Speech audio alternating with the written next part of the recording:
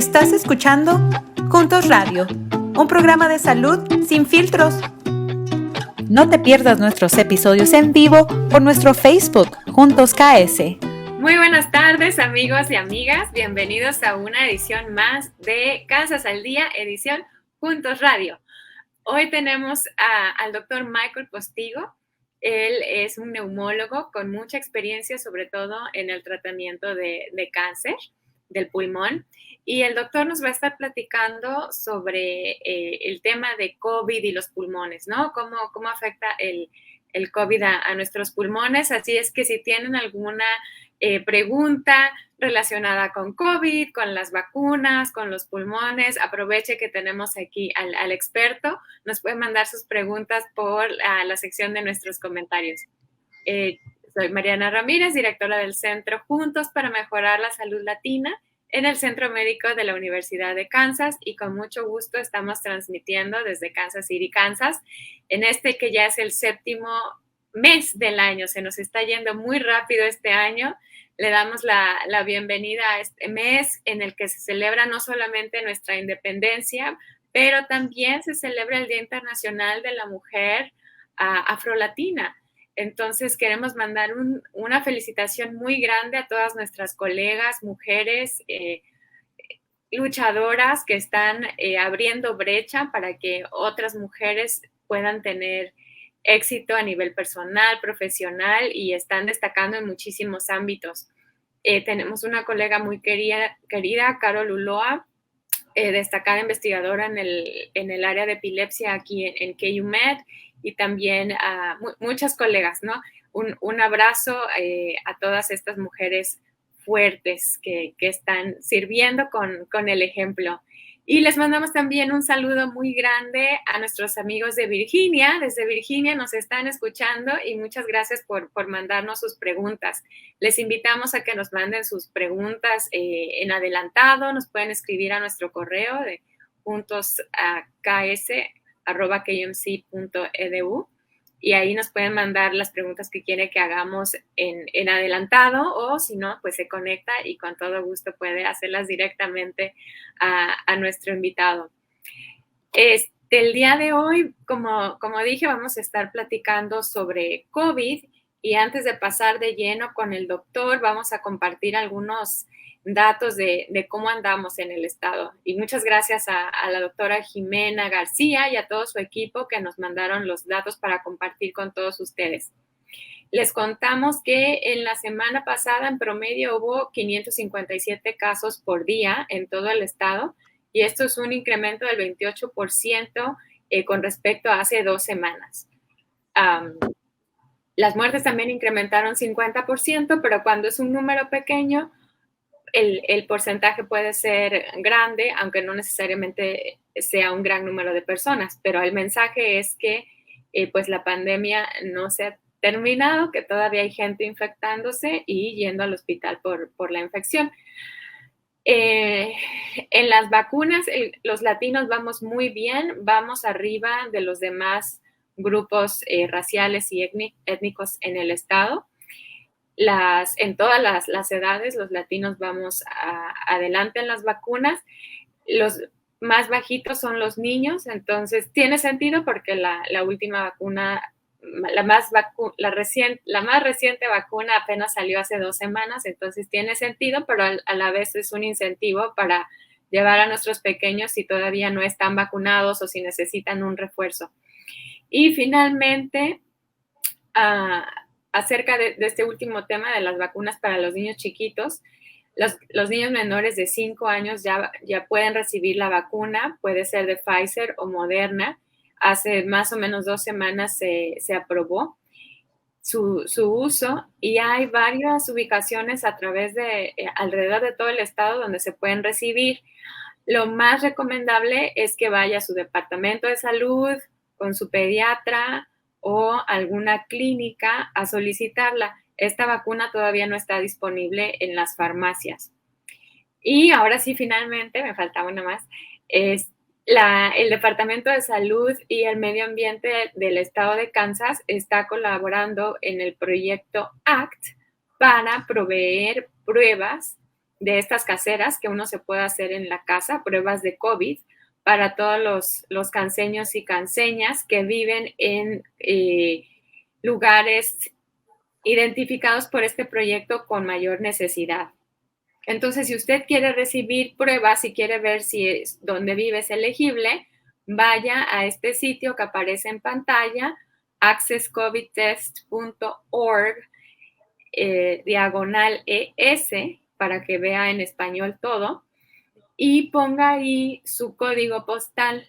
Al poner su código postal, le va a decir si su código postal es elegible, y si sí es elegible, usted puede hacer la orden para que le llegue a su casa una caja con 5 pruebas COVID que usted puede utilizar en su casa, ¿no? Las puede usar si las necesita en el momento, las puede guardar para que si en el futuro tiene síntomas, se la pueda hacer o le pueda convidar a alguien que las necesite. Esto es sin ningún costo y no piden seguro médico, seguro social, nada más sus datos para que le lleguen hasta su casa. Si tiene problemas para entrar a internet, también hay un número que ahorita lo podemos poner en pantalla también, a donde puede llamar para que le ayuden a mandar su forma. El número es 1-866-534-3463. Lo repito, es 1-866-534-3463 y ahí puede pedir ayuda para que le ayuden a colocar su orden y pueda recibir las pruebas caseras. Bueno, pues ahora sí fueron muchos anuncios. Ahora sí, doctor Michael, le damos la bienvenida oficial a este programa. Muchísimas gracias. Estamos muy honrados de que haya aceptado esta invitación para acompañarlos originalmente de Perú, orgullosamente latino y colega en el Centro Médico de la Universidad de Kansas. El doctor ha dedicado su trabajo a estudiar el pulmón. Se graduó primero de la Universidad Católica de Santa María Arequipa, en Perú, e hizo su residencia en neumología y cuidados clínicos aquí en el Centro Médico de la Universidad de Kansas y una especialización, no puedo hablar hoy, de neumología intervencional en la Universidad de Emory en Atlanta. Él está dedicado a la educación y pasa mucho tiempo entrenando a sus residentes médicos, formando nuevos médicos. Él presenta a nivel local, nacional, internacional y participa en muchos estudios de investigación. Bienvenido, doctor Michael. Y la primera pregunta que tengo para usted es, platíquenos sobre usted, sobre su historia. ¿Cómo fue que se interesó en neumología, en cuidados críticos, en cáncer? Claro que sí. Bueno, ante todo, muchísimas gracias por tenerme aquí. Yo pienso que la misión que ustedes tienen en proporcionar esta información para nuestra comunidad latina es muy importante. Y bueno, yo hago la escuela de medicina en el Perú, en el que lastimosamente tenemos una patología de pulmón bastante extensa. Tenemos mucha patología infecciosa, todavía existen muchos casos de tuberculosis en el Perú. Y también en el área donde yo hice la escuela de medicina, que es en el sur del país, había mucha patología relacionada a la minería. Entonces, la patología de pulmón era bastante extensa y bastante interesante. Y eso fue mi primera, ¿cómo decirlo? El primer amor que tuve a la neumología. Y me vine a hacer la residencia aquí, y aquí es donde me comienzo a interesar en lo que es cuidados intensivos. Ya cuando estaba en mi subespecialidad de neumología y cuidados intensivos, después de haber terminado la residencia en la Universidad de Kansas, es donde me comienzo a interesar en lo que es el diagnóstico y en el tratamiento del cáncer de pulmón. Y me decido hacer esta subespecialidad en neumología intervencionista y voy a Emory a especializarme. Y bueno, vengo aquí Bueno, con la ayuda de la Universidad de Kansas, podemos formar, bueno, yo vengo aquí a ser el primer neumólogo intervencionista en el estado, bueno, y desde ahí hemos formado un grupo muy bonito y bueno, claro, es importante que podamos ayudar a muchas personas, ¿no? Eso no lo sabía. Muchas felicidades y pues qué orgullo tan grande. Doctor, ¿nos quiere platicar cómo es diferente un neumólogo regular a un neumólogo intervencionista? Bueno, para hacer la carrera de neumología y cuidados intensivos, primero tienes que hacer 3 años de una residencia en medicina interna. Después haces una subespecialidad en neumología y cuidados intensivos que dura 3 años. Y después es un año que solamente está dedicado a hacer procedimientos que son en su gran mayoría relacionados al tratamiento del cáncer que invade los pulmones y el diagnóstico. También hacemos otro tipo de procedimientos para personas que tienen la enfermedad obstructiva pulmonar, o lo que es conocido como el COPD. Hacemos muchos procedimientos para eso y para el asma. Pero en su mayoría están relacionadas al pulmón. Es un año en el que nos dedicamos a hacer todo lo que son procedimientos mucho más invasivos que lo que hace un neumólogo normal. Muchísimas gracias. Muchos años de preparación. Entonces, mucha escuela. ¿Desde chiquito le gustó la escuela? Más o menos. Bueno, pues otra vez, qué orgullo y muchas gracias por estar aquí con nosotros.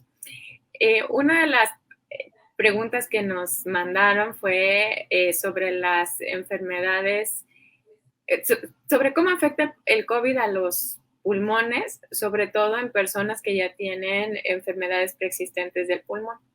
Por supuesto, no, sí. El problema que tenemos es que si es que tenemos una persona que, digamos, tenga el COPD que está muy avanzado, tener cualquier enfermedad respiratoria, cualquier infección respiratoria, el paciente va a tener un desenlace mucho peor. La inflamación en los pulmones va a ser mucho peor y es más, la reserva que el paciente va a tener para poder soportar la infección disminuye. Entonces, los chances en que se complique y llegue a entrar a una unidad de cuidados intensivos o pueda entrar a requerir ventilación mecánica o morir, incrementan bastantes. Y bueno, ese es uno de los problemas que vemos. El otro problema que, por ejemplo, en el área que yo manejo, que es el cáncer de pulmón, lo que hemos visto es de que muchas personas, por el temor a la exposición al COVID, no se hacían sus controles regulares, los CT scan de screening y todas esas cosas. Entonces, estamos encontrando el cáncer más avanzado de lo que encontrábamos antes. Definitivamente esta pandemia no solamente afecta al paciente que tiene la infección, sino también al paciente que por miedo no fue a hacerse ver, o el paciente que porque los hospitales estaban muy ocupados no tuvo el acceso para hacerse ver. Sí, definitivamente la pandemia todavía nos está dando muchos problemas. Muy importante lo que está diciendo. Eso me recuerda, hoy hicieron el anuncio de que nuestro centro de cáncer en KU recibió denominación de Centro Nacional Comprensivo. Y bueno, nos da mucho gusto que más recursos vayan a estar disponibles para nuestra comunidad. Y bueno, entonces el mensaje de lo que usted nos está diciendo es, sí hay pandemia, sí hay que tomar precauciones y cuidarnos, pero no descuidar nuestros exámenes regulares, ¿no? Sobre todo para las personas que tienen cáncer. Y en general, ¿verdad? En estos 2 años de pandemia, de repente ahora las cosas están normalizándose un poquito, pero no nos olvidemos que hace 2 años las personas tenían poco acceso para hacerse sus colonoscopías o sus mamografías o sus tomografías de pulmón para hacer las pruebas para estar seguros de que no tenemos la enfermedad, ¿no? tenemos que retornar a esto y para poder diagnosticar definitivamente si el cáncer lo encontramos temprano. El cáncer es ahora una enfermedad que es curable, pero hay que tratarlo de encontrar temprano. Sí, sí, claro que sí.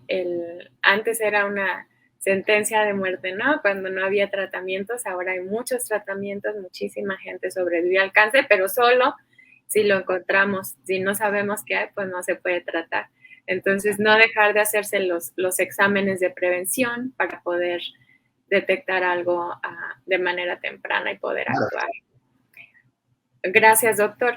¿Y hay alguna manera de fortalecer? Esta es otra pregunta que nos han hecho mucho. ¿Hay alguna manera de fortalecer nuestros pulmones? Hemos escuchado comentarios de gente de tomar cosas para fortalecer el sistema inmunológico, y algunos recomiendan tés o vitaminas. ¿Hay alguna recomendación que usted tenga para fortalecer la salud del pulmón en tiempos de COVID? Desafortunadamente no tenemos una vitamina en especial que vaya a hacer que nuestro sistema inmunológico vaya a poder activarse contra el virus. ¿Vacunarnos? Vacunarnos es la manera de prevenirlo. Si es que vas a ir a un sitio que está cerrado y va a haber mucha gente, ponte una mascarilla. Y lavarse las manos, eso es lo que nos va a prevenir el contagio. Y bueno, personas que tienen un riesgo mayor, personas que están lidiando con cáncer o personas que tienen un sistema inmune que está deprimido porque tienen una enfermedad autoinmune o están recibiendo quimioterapia, tienen que cuidarse un poquito más, ¿no? La exposición en lugares cerrados tiene que ser menor, y si es que se tienen que exponer, utilicen su mascarilla. Y los que convivimos con esas personas, ¿verdad? Porque, por ejemplo, yo lo veo, vamos a la iglesia y ya nadie tiene puesta la mascarilla y hay una fila de viejitos al frente y otra fila de gente que se ve enferma. Entonces, es ellos, pero también los que estamos alrededor de ellos y como dice usted, en espacios cerrados donde hay mucha gente, y luego si cantamos o hablamos, pues otra vez, ¿no? Así es como el virus se contagia, y aunque ya los mandatos para usar mascarillas ya no están en pie, todavía nosotros tenemos el poder y el privilegio de cuidarnos y cuidar a los que nos rodean. Por supuesto. No, nosotros somos los que tenemos que cuidar a nosotros mismos y cuidar a nuestros ancianos, cuidar a nuestros enfermos. Claro que sí. Y, doctor, sabemos que la vacuna es beneficiosa para todo el mundo. ¿Por qué es especialmente importante para las personas que tienen condiciones en sus pulmones? Desafortunadamente son las personas que van a tener menores reservas para poder soportar la enfermedad y tienen mayores chances de caer en muy enfermos, requiriendo la unidad de cuidados intensivos o morir.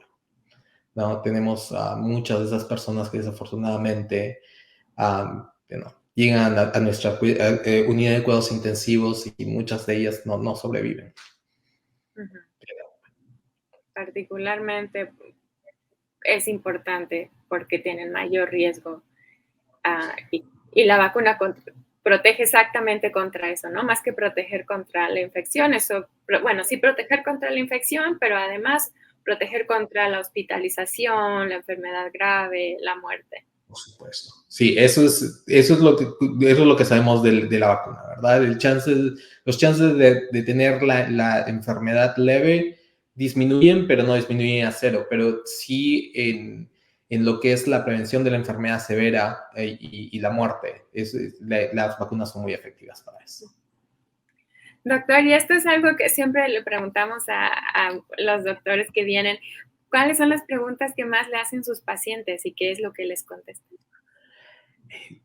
Mire, al comienzo de la pandemia, muchos de mis pacientes con cáncer me preguntaban, ¿me pongo la vacuna?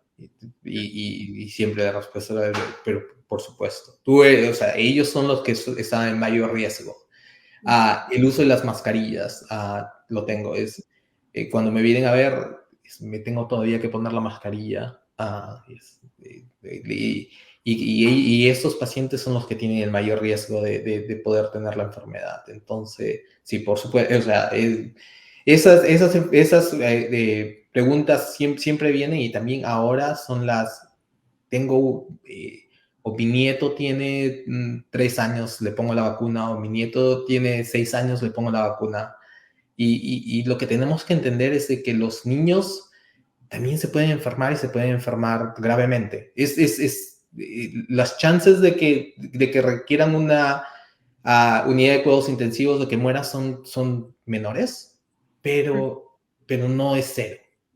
Y es muy penoso. Sí, es muy penoso perder a una persona mayor. Perder a un niño pequeñito es aún peor, ¿no? Entonces, y tenemos las armas para poderlo prevenir. La vacuna previene la enfermedad severa. Y como tú decías, pensando en nuestros enfermos y en nuestros adultos mayores, los niños van a transmitir la enfermedad. Ellos van a ser los que pueden servir como reservorios de la enfermedad, porque se contagian unos a los otros cuando van a las escuelas, cuando van a los daycares y todo eso, ¿no? Entonces, enfocarnos en eso también es muy importante, en orden de tratar de regresar a la normalidad, ¿no? De tratar de regresar a antes del 2019, antes de la pandemia, en donde podíamos tener una vida un poquito más libre, ¿no? Entonces, tratemos de conseguir eso, y yo creo que trabajando juntos vamos a poder llegar a eso. Así es, sí, es como tenemos que hacerlo juntos, protegiéndonos unos a otros. Y ahora que hablamos de los chiquitos, ¿no? Que se pueden contagiar, tienen más riesgo de contagiarse en la escuela, la guardería, donde los cuidan. Si son bebecitos, pues seguramente no están usando mascarilla, y si están con otros bebecitos, pues están expuestos. Les quiero platicar un poquito sobre este proceso para sacar la vacuna. Hemos escuchado de papás que dicen, no, pues nosotros ya nos vacunamos, pero pues el niño no, porque está muy chiquito. Entonces nos quiere platicar un poquito de la perspectiva del riesgo de poner la vacuna versus no ponerla, y el riesgo que corre el pequeñito, sobre todo pensando en la nueva vacuna que salió para los pequeñitos de menos de 5 años. Les quiere dar su perspectiva del riesgo-beneficio. No, claro que sí, ¿no? Tenemos que entender que esas vacunas han sido estudiadas en profundidad, ¿no? Nosotros en la Universidad de Kansas hemos sido parte de una de las vacunas, y las hemos estudiado, hemos visto los problemas adversos que esto tiene. Y si es que comparamos el riesgo de tener una reacción adversa, que la mayoría es un poco de dolor en el brazo, un pequeño fiebre, o tener un poco de dolor de cabeza, comparado con el beneficio de no tener esta enfermedad que en algunos casos puede llegar a matar a alguien. Es definitivamente, cuando haces ese riesgo-beneficio.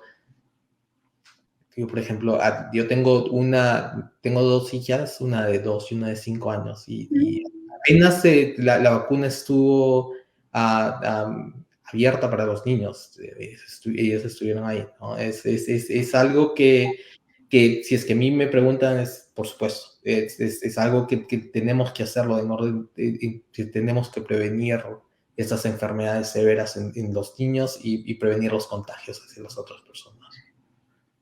No solo tenemos el testimonio del doctor como doctor especialista en neumología, ¿no? Que es el mero mole del COVID, los pulmones, pero además tenemos su testimonio como papá, y justamente de estos chiquitos en esta edad. Entonces, es una razón más por la que confiar, ¿no? Tiene todo científicamente para tomar una decisión informada, pero a la vez como papá, como alguien que lo vive en carne propia y decide tomar esa decisión de proteger a sus niños. Doctor, le quiero preguntar sobre el proceso de seguridad que se lleva para que la vacuna para los niños se apruebe, y cómo funciona el esquema de vacunación para ellos. Pero antes de eso, quisiera recordarle a nuestros amigos de la audiencia que nos pueden mandar sus preguntas a través de los comentarios o si nos quieren compartir los retos por los que estén pasando. A veces tenemos un amigo que no se ha querido poner el refuerzo y por más que le decimos, lo evade y uno ya no sabe si hablar del tema o no. Si quieren preguntarle al doctor sobre cómo tratar el tema con estos amigos difíciles o si tienen otras preguntas, por favor, mándenlas por los comentarios y aquí las platicamos.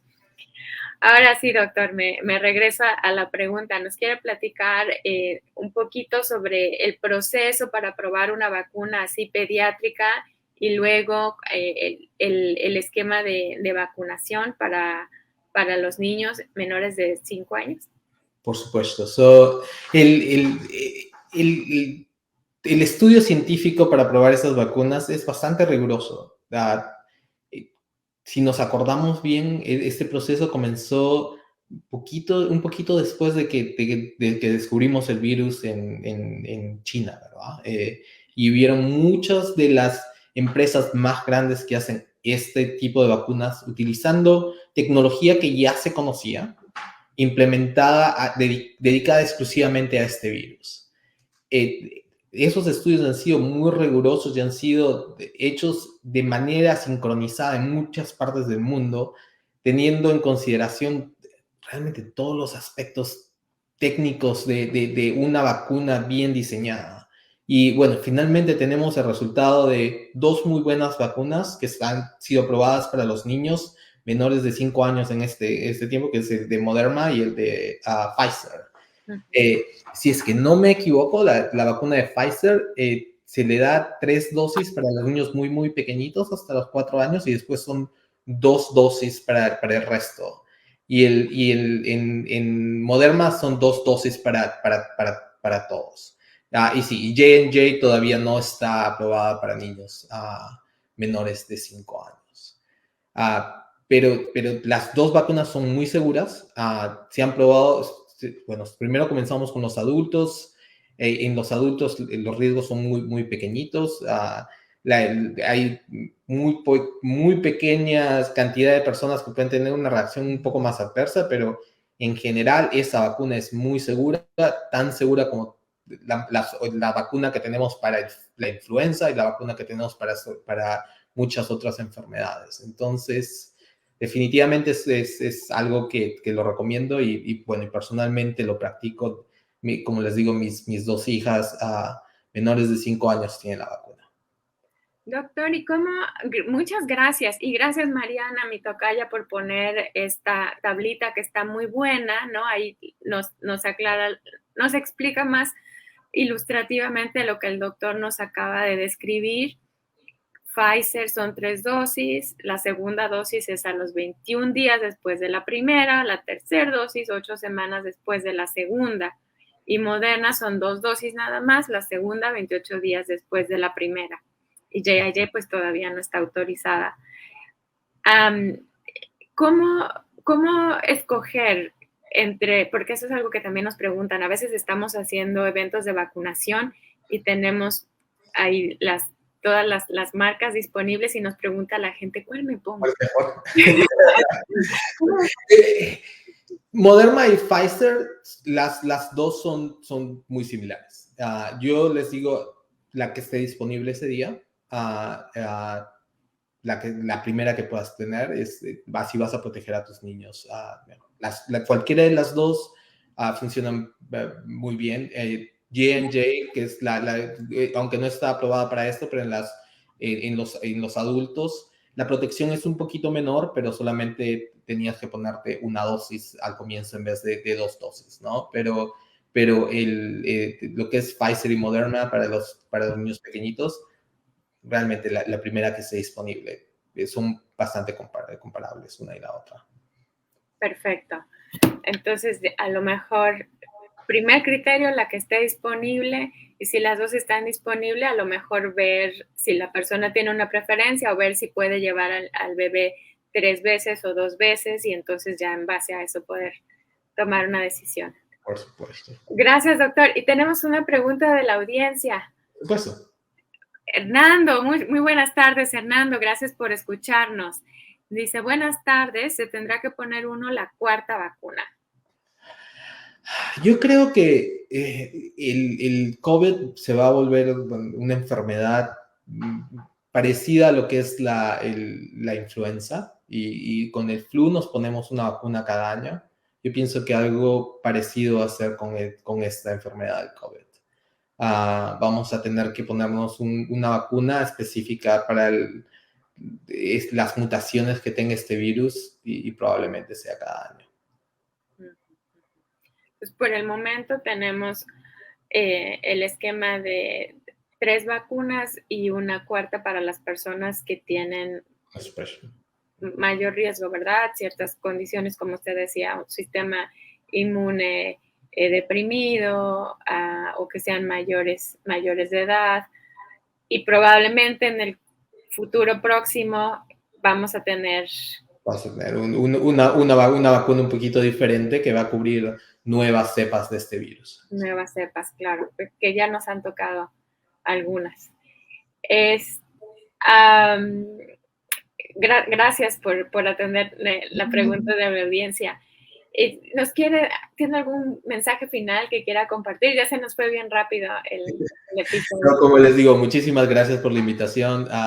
En verdad es todo un placer poder ser parte de este programa, que tiene una misión muy, muy importante para nuestra comunidad latina. Gracias, y esperamos tenerlo pronto para que nos platique más en específico sobre el cáncer y más sobre su trabajo. Ha sido un verdadero gusto tenerlo con nosotros, y muchas gracias por compartir su conocimiento con toda nuestra comunidad. Gracias por sintonizarnos, los amigos que nos escuchan en el podcast a través de las diferentes plataformas de podcast, y a los amigos que nos escuchan en Facebook Live. Muchas gracias por conectarse. Los esperamos la siguiente semana con un episodio de Casas al Día. Vamos a estar hablando de cómo registrarse para votar con las elecciones que vienen. Es muy importante saber cómo hacerlo. El votar, en verdad, es una de los factores que influyen en nuestra salud, porque el votar nos da la oportunidad de poder elegir a un candidato que nosotros pensemos que puede favorecer políticas, leyes que promuevan la salud de nosotros. Entonces, es muy importante estar registrados. En Kansas creo que es como 30% de la gente registrada votó la última vez, y eso hay que mejorarlo. Entonces, esperamos que nos escuchen en el próximo episodio. Es el jueves con nuestra amiga Ode Negrete de la Comisión de Asuntos Latinos e Hispanoamericanos del Estado de Kansas. Y síganos en nuestras redes sociales en juntosks.org o en nuestro Facebook Juntos KS. Ahí seguimos compartiendo información actualizada, relevante y sobre todo confiable. Muchísimas gracias por escucharnos. Gracias, doctor, otra vez. Un gusto tenerlo. Lo esperamos de regreso pronto y que tengan una feliz tarde. Gracias, Mariana, por estar en los controles. Puedes encontrarnos en nuestras redes sociales como Juntos KS. Suscríbete a nuestro canal de YouTube para ver todos nuestros video podcasts. Encuéntranos en todas las plataformas de podcast como Juntos Radio. Para más recursos en español, visite las páginas de Medline Plus, Centros para el Control y la Prevención de Enfermedades, y los Institutos Nacionales de Salud, las cuales encontrarás en las notas de este episodio.